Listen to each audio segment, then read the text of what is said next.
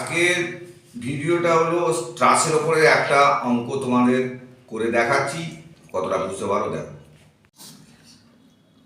অঙ্কটা হলো find the magnitude of forces of all the members in the given figure.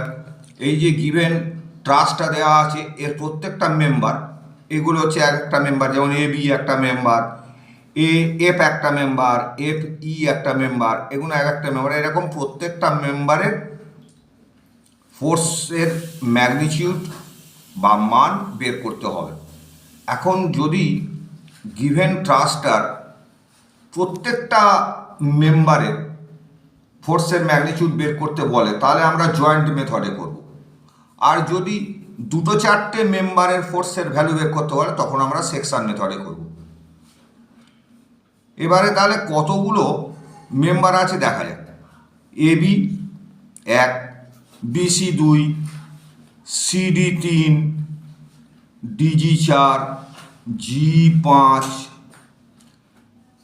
EF 6, F A 7, BF 8, CG 9, EC 10, B 11।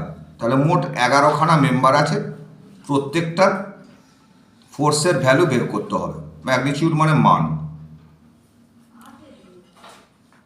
এই ট্রাসের একদিকে আমরা দেখছি hinge support আছে, একদিকে রোলার সাপোর্ট আছে।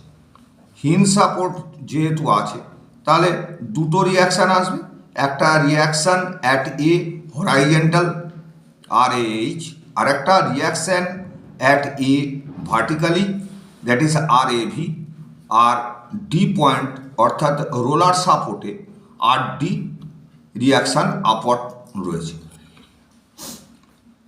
আমরা ইকুইলিব্রিয়ামের কন্ডিশান জানি, সিগমা এফএক্স সমান 0, ডান দিকে প্লাস ধরে নিচ্ছি সাইন কনভেনশানে, তাহলে আর এইচের ভ্যালু 0। এবারে সিগমা মুভমেন্ট সমান 0, আমরা এ পয়েন্টে মুভমেন্ট নিচ্ছি এবং ক্লকওয়াইজ মুভমেন্টটাকে প্লাস ধরছি। তাহলে প্রথমে আমরা 60 কিলো নিউটন, তাহলে 60 কিলো নিউটন এই ক্লকওয়াইজ মুভমেন্ট, তাহলে প্লাস, আর পারপেন্ডিকুলার ডিস্টেন্স কত এ পর্যন্ত 2 মিটার, তাহলে ফোর্স ইন্টু ডিস্টেন্স 60 ইন্টু 2। এবারে আরডি হচ্ছে অ্যান্টি ক্লকওয়াইজ মুভমেন্ট, তাহলে আরডি ইন্টু পারপেন্ডিকুলার ডিস্টেন্স কত 2 মিটার, 2 মিটার 4 মিটার, তাহলে মাইনাস হবে অ্যান্টি ক্লকওয়াইজের জন্য, মাইনাস আরডি ইন্টু 4 সমান 0। তাহলে এটা ক্যালকুলেশন করলে আরডির value 30 kilo newton. Sigma F Y সমান 0, আপওয়ার্ড পজিটিভ, সাইন কনভেনশন ধরে নিচ্ছি, তাহলে R A V plus 30 plus, কারণ আরডির মান 30 বেরিয়েছে আপওয়ার্ড, আর 60টা ডাউনওয়ার্ড, তাহলে মাইনাস 60 সমান 0। আর এ ভি অর্থাৎ reaction at A vertical 30 kilo newton. এবারে আমরা জয়েন্ট ধরব, আমরা সেই জয়েন্টই ধরবো, এগুলোকে এক একটা জয়েন্ট বলা হয়, এগুলো এক একটা জয়েন্ট,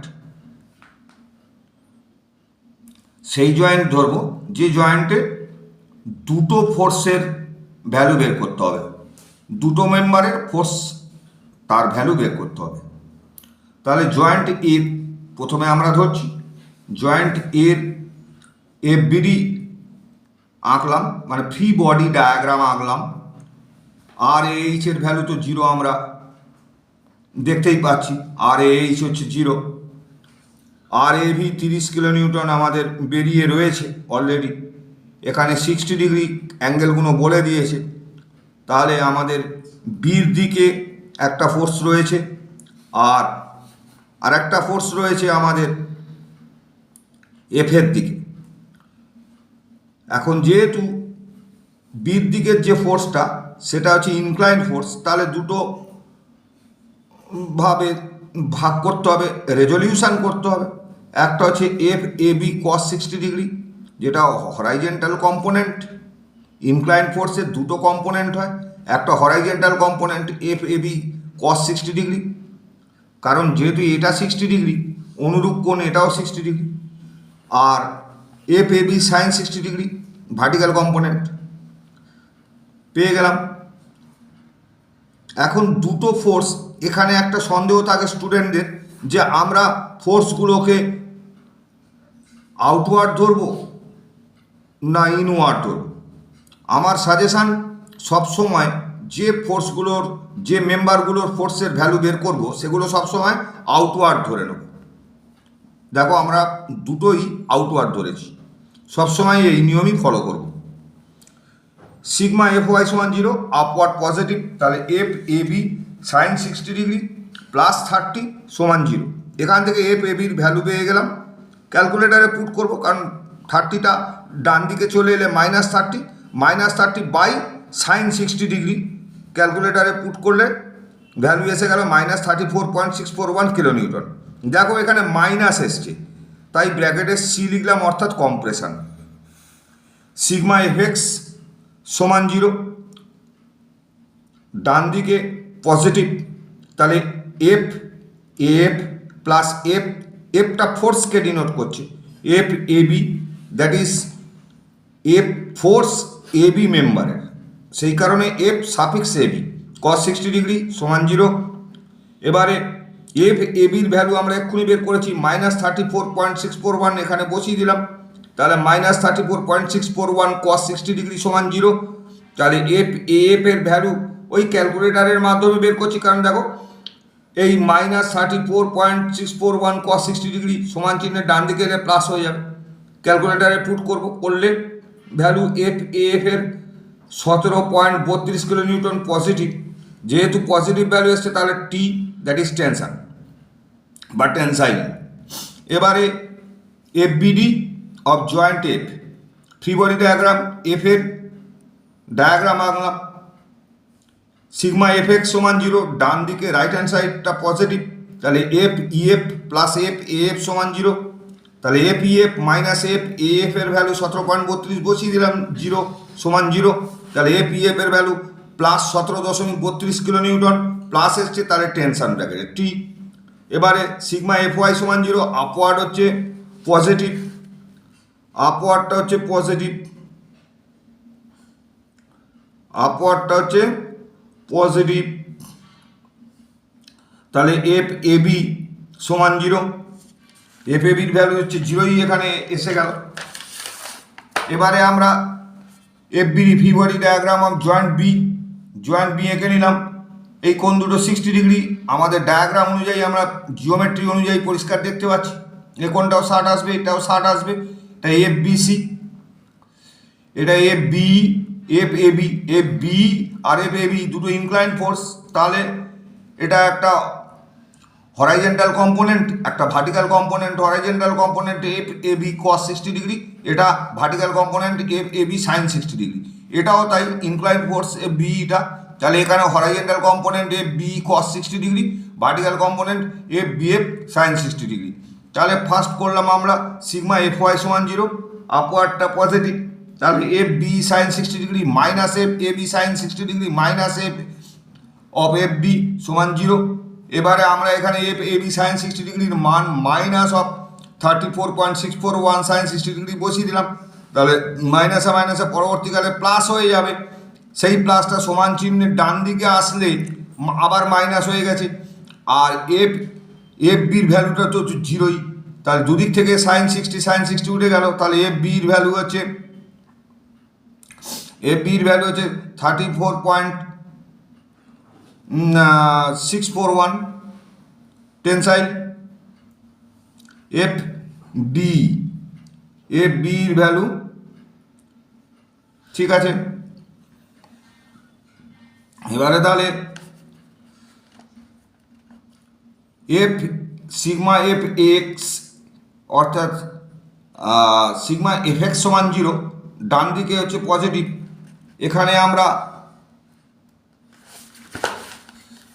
আমরা ভ্যালুটা বসাচ্ছি F BC plus F B cos 60 degree minus F A B cos 60 degree সমান 0।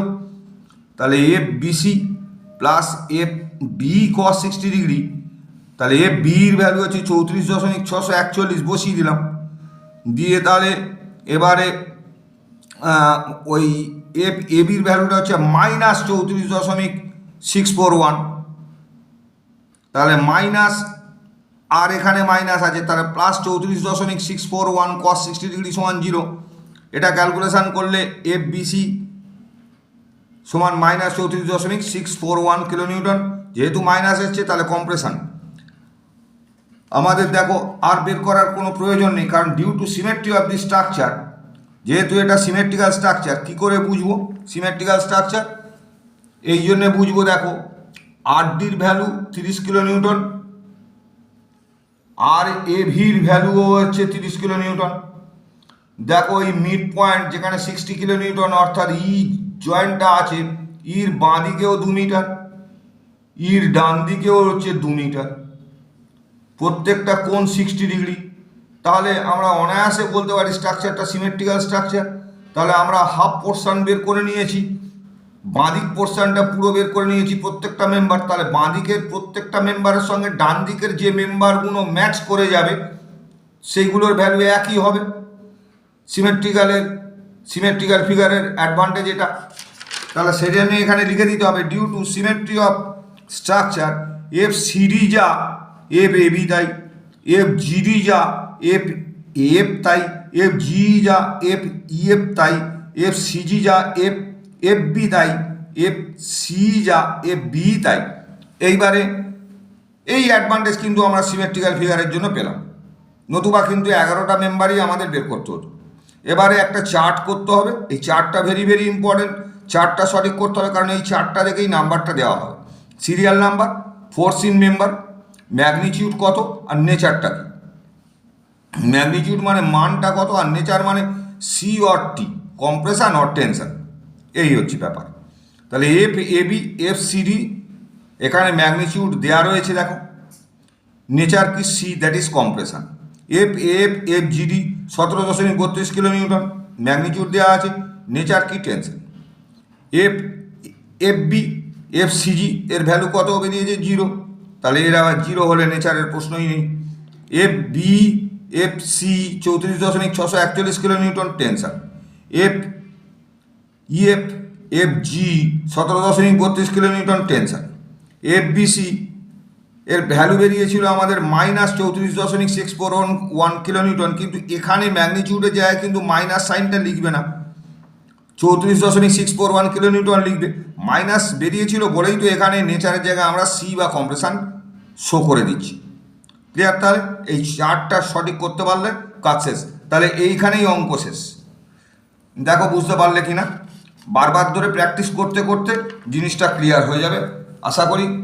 খুব জটিল অঙ্ক নয়, এফবিডি সম্পর্কে ধারণা থাকতে হবে, এবং ইকুইলিব্রিয়ামের যে কন্ডিশানগুলো, সিগমা এফএক্স সমান 0, সিগমা এমএ সমান 0, সিগমা এফআই সমান 0, এই ক্যালকুলেশান সম্পর্কে ধারণা থাকলে আশা করা যায় যে অনায়াসে এই অঙ্কটা তোমরা পরীক্ষায় পারবে।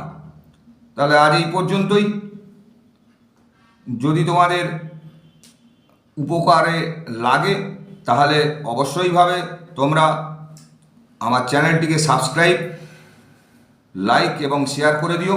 আর যদি তোমাদের কিছু জিজ্ঞাসা থাকে কমেন্ট সেকশানে অবশ্যই লিখে জানিও, আমি সলভ করে দেওয়ার চেষ্টা করব। Thank you.